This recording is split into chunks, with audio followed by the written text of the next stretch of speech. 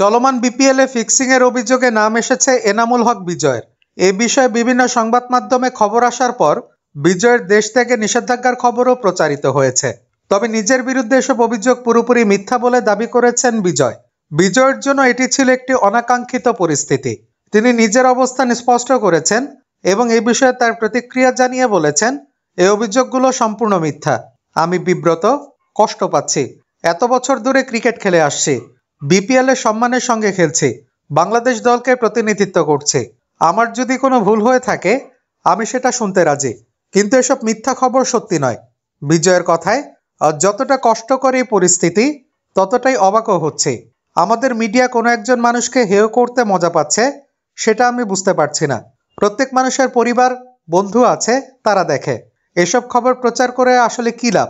বিজয় যে কিনা রাজশাহীর হয়ে এই বিপিএলে 12 ম্যাচে 392 রান করেছেন এবং একটি সেঞ্চুরিও করেছেন। তার মতে মিডিয়ার এই নেগেটিভ প্রচারণা শুধুমাত্র তার পেশাগত জীবনের ক্ষতি করছে না, তার পরিবারের সদস্যদেরও মানসিকভাবে আহত করছে। তিনি বলেন, আমার পরিবার এবং বন্ধুদের জন্য এই খবরগুলো সত্যিই কষ্টকর। রাজশাহীর প্রথম 8 ম্যাচে নেতৃত্ব দেওয়ার পর দলের চাপ কমাতে শেষ দিকে নেতৃত্ব থেকে সরে আসেন বিজয়। কিন্তু এরই মধ্যে সংবাদ মাধ্যমে ফিক্সিং নিয়ে নানা রকম খবর ছড়াতে থাকে। এসব অভিযোগের পর তিনি বিবিসির সঙ্গেও যোগাযোগ রাখছেন। তার মতে বিসিবি বা আকসু যে কোনো ক্রিকেটারকে ডাকতে পারে এবং তাকে জিজ্ঞাসাবাদ করতে পারে, তবে এর মানে এই নয় যে সে অপরাধী। বিজয় আরও বলেন, এখন পর্যন্ত বিসিবি বা অন্য কোনো সংস্থা আমার সঙ্গে এ বিষয়ে কোনো আলোচনা করেনি। আমি জানি না কেন এসব খবর ছড়ানো হচ্ছে। আমি তো কোনো অপরাধ করিনি। তিনি যে বিসিবির সঙ্গে যোগাযোগ রাখছেন তা পরিষ্কারভাবে জানান। আমি ফাহিম স্যারের সঙ্গে কথা বলেছি, কারণ আমি চাই কেন এসব সংবাদ আসছে।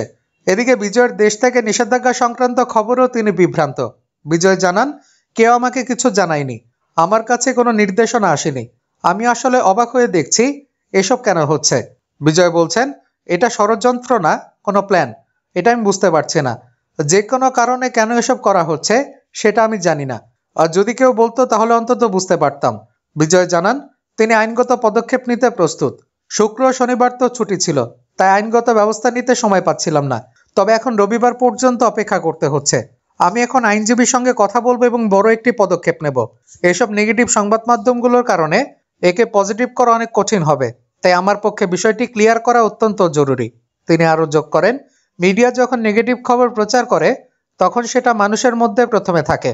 মানুষ পজিটিভ তথ্যের চেয়ে নেগেটিভ খবরই বেশি পছন্দ করে শুনতে।